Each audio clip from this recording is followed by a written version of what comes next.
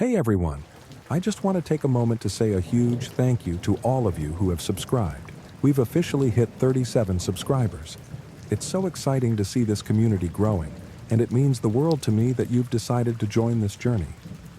But here's something surprising. Only 3% of my views have come from subscribers. That means a lot of you watching right now haven't hit that subscribe button yet.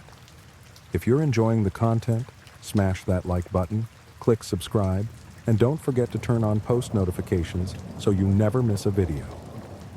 Now let's talk about our last comment section game. The number I was thinking of between 1 and 100 was 50, and a huge shout out to @Sharinison5021 for guessing it right. Thank you so much for being such a loyal subscriber. And speaking of 50, that's our next small goal before we hit the big one, 100 subscribers. Let's keep this momentum going and hit that milestone together. Of course, we're going to play the guessing game again.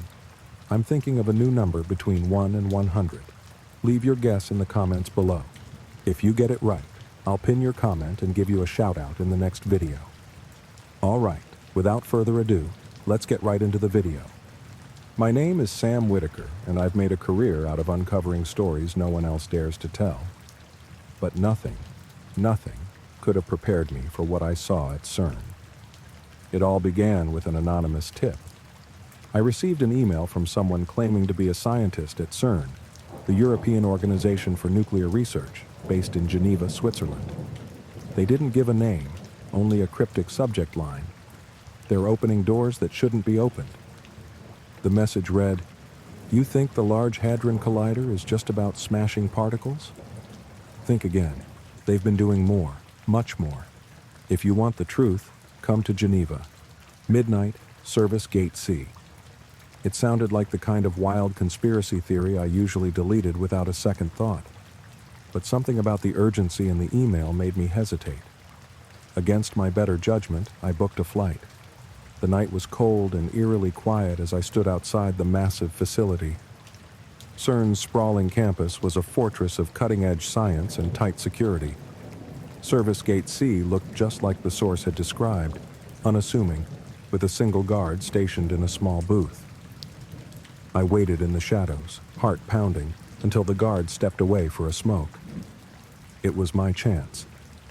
I slipped through the gate, holding my breath, and followed the map my source had attached to the email. The further I ventured into the complex, the more surreal it became. Towering buildings loomed overhead, their windows glowing faintly. The hum of machinery was constant, a low, throbbing sound that seemed to vibrate in my chest. Finally, I reached a building labeled Sector 17, restricted access. The door was slightly ajar. Inside, the air was colder, and the fluorescent lights flickered ominously. The smell of ozone was sharp in the air, mingling with something metallic. I followed the sound of voices down a dimly lit corridor, my footsteps muffled by the concrete floor. The voices grew louder, more intense, and I realized they were chanting. Peeking around a corner, I saw something that made my blood run cold. A group of scientists in white lab coats stood in a perfect circle around a massive machine, an array of spinning lights and concentric rings that I realized was a component of the Large Hadron Collider. In the center of the circle was what looked like a doorway. No, not a doorway. A portal. The air shimmered around it, rippling like water, and beyond it was a darkness that seemed alive. The scientists chanted in unison, their voices a strange mix of reverence and fear. As I watched, the portal began to pulse, and shapes started to emerge, indistinct at first, but quickly becoming clear. They weren't human, tall, shadowy figures with elongated limbs and faces that seemed to shift and flicker as though they weren't bound by our reality. The scientists didn't recoil. Instead, they bowed their heads, as if in submission. I couldn't look away. The shadowy figures stepped through the portal, their movements fluid and unnatural, as though they were gliding instead of walking. The air around them seemed to distort, as if reality itself was bending to accommodate their presence. I pressed myself against the wall, heart hammering in my chest, trying to stay out of sight.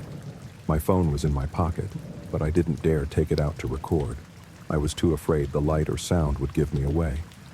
One of the scientists stepped forward, trembling but resolute. He held out a small black device that pulsed faintly with a red glow. "The energy you requested," he said, his voice quivering. The tallest of the beings leaned down, its elongated face mere inches from the scientist's. Its voice was a series of guttural clicks and hisses, but somehow I understood it. "This is not enough. The threshold demands more." The scientist's face turned pale, and he glanced back at the others. "We've given you everything. The collider is running at maximum capacity. If we push it any further, the entire facility could collapse." The being straightened, and for a moment, the air around it grew darker, as though it was drawing the light out of the room. "Then your world will collapse," it said, its tone devoid of mercy. Before anyone could react, one of the other scientists, an older man with a deeply lined face, stepped into the circle. "Take me," he said, his voice steady. "If a life is what you need, take mine." The shadowy figures turned to him, their flickering faces unreadable. "Your sacrifice will suffice, for now," the tallest one said. The man stepped forward, and as soon as he crossed into the portal, the beings surrounded him. For a brief moment his face was visible, serene, almost peaceful. Then he was gone. No scream, no sound, just an empty space where he had stood. The portal pulsed violently, and the beings stepped back through, their forms dissolving into the darkness. The portal itself began to shrink, the shimmering air around it stabilizing until it vanished entirely. The room was silent. I didn't realize I was holding my breath until the scientists began to murmur amongst themselves. "This can't go on," one of them said, his voice panicked. "They're going to ask for more. They always ask for more." "We have no choice," another replied. "If we stop now, they'll come for us, for all of us." It was too much. My hands were trembling as I backed away from the corner, desperate to get out of the building before anyone noticed me. But as I turned to leave, my foot struck a loose piece of metal. The sound echoed in the corridor like a gunshot. "Who's there?" one of the scientists shouted. I ran. Footsteps thundered behind me as I sprinted down the hallway, my lungs burning with every breath. I didn't know where I was going, only that I needed to get as far away as possible. I burst through a door into a stairwell and stumbled down the steps 2 at a time. Behind me, I could hear voices shouting, the scientists yelling orders to each other. "She saw everything! Don't let her escape!" When I reached the bottom, I found myself in a sprawling underground chamber filled with cables and machinery. The hum of the collider was deafening here, and the lights flickered erratically. A security guard spotted me and shouted, but before he could reach me, I ducked into a narrow maintenance tunnel. After what felt like hours of running, I finally emerged into the open air. The cool night breeze hit my face, and I collapsed onto the grass, gasping for breath. I made it back to my hotel and locked the door, my hands shaking as I finally pulled out my phone. I had recorded snippets of audio, enough to prove something strange was happening. The next morning, I booked the first flight out of Geneva. Back home, I spent days piecing together my story, cross-referencing everything I had seen with the research I could find about CERN and the Large Hadron Collider. But every time I reached out to a potential source, I hit a dead end. Emails went unanswered, files disappeared, and then the warnings began. It started with a knock at my door late at night. No one was there, but a note had been left behind. "This is bigger than you. Drop it." The next day, my laptop refused to turn on. When I took it to a technician, they said the hard drive had been wiped clean. Then, one evening, as I walked home, a black car followed me for several blocks before speeding off. 2 weeks later, I saw a news report about an unexplained accident at CERN. The collider had been temporarily shut down due to what officials described as a technical malfunction. But I knew the truth. They hadn't stopped the experiments. They had just hidden them better. And somewhere in the depths of that facility, the portals were still opening, and the beings were still coming through. Weeks passed, and I tried to convince myself to let it go. Every time I even considered publishing what I had seen, the threats would escalate. strange phone calls in the middle of the night, my mail tampered with, and an unshakable feeling that I was being watched. But no matter how much I tried to suppress the memory, one question haunted me. What happens if they open the portal again? Then, one night, I got my answer. I was watching a late-night news broadcast when the anchor's face abruptly froze, replaced by the station's emergency alert. A robotic voice stated, "We interrupt this program for a special bulletin. Residents of Geneva, Switzerland are advised to remain indoors. A containment breach has occurred at CERN." My stomach dropped. The broadcast cut to shaky footage of the CERN facility, with blaring alarms and plumes of smoke rising into the sky. What caught my attention, however, wasn't the chaos outside. It was the shadows in the background. They were moving, and they were alive. The next day, official channels tried to downplay the incident. Reports claimed it was an industrial accident, but rumors started spreading across forums and social media. Eyewitnesses spoke of towering figures emerging from the smoke, moving in ways that defied logic. Videos leaked online showed flickers of the creatures, distorted, skeletal outlines with shifting features that seemed to dissolve when directly observed. The footage would disappear almost as soon as it was uploaded, but not before millions had seen it. I couldn't stay silent anymore. I began writing an exposé detailing everything I had witnessed, but before I could hit publish, the power in my apartment went out. My phone buzzed with a single text message. "They're watching you." That night, I woke to a strange noise, like static, but layered with whispers. I reached for my phone to check the time, but the screen was blank. The whispers grew louder, and the air in my room felt heavier, charged with an unnatural energy. Then I saw it. A shadow stood in the corner of my room, impossibly tall, its form flickering as if struggling to stay in this reality. Its face, or what I thought was its face, was a void, a swirling blackness that seemed to pull the light out of the room. It didn't move, but I felt its presence pressing against my mind, probing, searching. "You shouldn't have seen," it said, though its voice didn't come from its form. It was inside my head. I couldn't move, couldn't breathe. My body was frozen, as though paralyzed by its mere presence. "You cannot stop us. The doors are open." The shadow receded, dissolving into the darkness as if it had never been there. When I finally found the strength to move, I bolted for the door, grabbed my car keys, and drove. In the days that followed, more sightings were reported. Strange shadows appearing in cities around the world, bizarre weather patterns, and unexplained disappearances. Governments denied everything, but whispers of a cover-up grew louder. I tried to warn people, but every attempt was met with resistance. Articles were taken down, my accounts were locked, and friends I confided in began avoiding me. Eventually, I gave up. 1 year later, I returned to Geneva. I wasn't sure why, perhaps to find closure, or maybe to confront the truth one last time. I managed to sneak onto the outskirts of the CERN facility. The buildings were intact, but the air felt wrong, heavy with an unseen presence. As I approached, I noticed something etched into the ground near the entrance, a symbol I recognized from the portal. It was faint, glowing dimly, as if alive. Before I could react, the air shimmered and a shadowy figure emerged in front of me. "You can't stop it," it said, its voice resonating in my mind. "You were never meant to."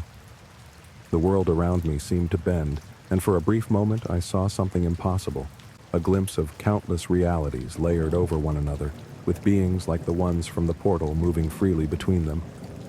Then everything went dark. I woke up on a bench in a park. The air was still, unnaturally quiet, and the world seemed different. The colors were muted, the edges of everything slightly blurred, as if reality itself had been smudged. I checked my phone, but the date was wrong, months ahead of what I remembered. My heart sank. How long had I been gone? Walking through the streets of Geneva, I noticed people moving like clockwork, their faces blank and emotionless. The same symbol I'd seen outside CERN was etched into buildings, lampposts, even the sidewalks. It was everywhere. And then I realized, this wasn't my world anymore. The news screens in a shop window caught my attention. A new global council had been established, led by visionaries claiming to have brought unity and peace. Their symbol was the same one from CERN, the mark of the portal. The broadcast played footage of towering shadowy figures, now openly walking among humans. The anchor spoke of them as guides and protectors, but I knew better.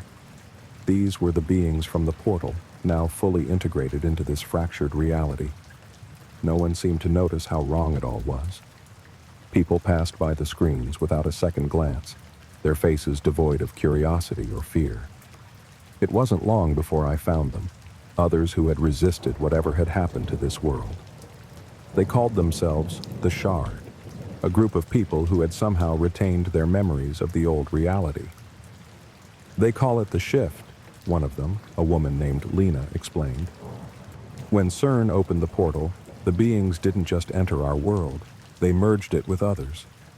Now we're stuck in a patchwork reality, and they're in control. Lena handed me a device, a crude handheld scanner that emitted a faint hum. This can detect their influence, she said. You'll need it if you want to survive. With the Shard's help, I began piecing together what had happened during the months I'd lost. CERN hadn't just opened a portal. They'd created a bridge, a permanent connection between worlds. The beings had offered power and knowledge in exchange for dominion, and the scientists, desperate to avoid annihilation, had agreed. But the beings weren't content with just one world. Their goal was to expand their influence across all realities, consuming them piece by piece. We've seen it before, Lena said. Other groups, other worlds, trying to fight back. It never ends well. The Shard had a plan, a desperate, nearly suicidal mission to infiltrate CERN and sever the connection between worlds. It wouldn't fix everything, they admitted, but it might slow the beings down, give humanity a fighting chance. They needed someone who had been inside the facility before, someone who knew its layout.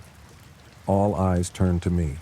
We moved under cover of night, using the scanner to avoid patrols of shadowy enforcers, humans who had been altered by the beings to serve as their soldiers. The closer we got to CERN, the more distorted the world became. Buildings seemed to shift and melt when you looked away, and whispers filled the air, voices speaking in languages no human had ever known. Inside the facility, the portal chamber was active again, its swirling light brighter and more chaotic than before. The beings were pouring through in greater numbers, their forms more solid and imposing. The Shard's leader, a grizzled man named Marcus, handed me a device, a bomb designed to destabilize the portal. You get one shot, he said. Plant this at the base of the portal's control unit and get out before it blows. As I approached the portal, the air grew thick, oppressive. The tallest of the beings stepped forward, its face flickering with strange symbols. You cannot win, it said, its voice a chorus of overlapping tones. Join us, and we will spare you. For a moment I hesitated. The power radiating from the portal was overwhelming, and a part of me was tempted. What if they were right? What if resistance was futile? But then I remembered the blank faces in the streets, the world I had lost, and the people who had died trying to fight back. I planted the bomb. The device beeped as its timer activated, and I turned to run.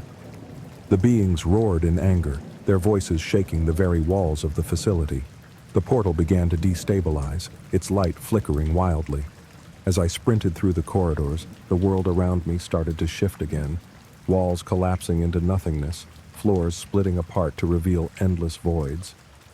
I barely made it outside when the explosion tore through the facility, a deafening roar followed by a shockwave that knocked me off my feet. When I looked back, the portal was gone. The world didn't go back to the way it was. The beings were weakened, their influence diminished, but the scars of their presence remained. The Shard disbanded, its members scattering to rebuild what they could. I tried to write about what had happened, but no one would believe me. Those who remembered were too afraid to speak out, and the rest of humanity had moved on, oblivious to how close we had come to annihilation. But sometimes, late at night, I still hear the whispers. And I know the beings are still out there, waiting for their chance to return.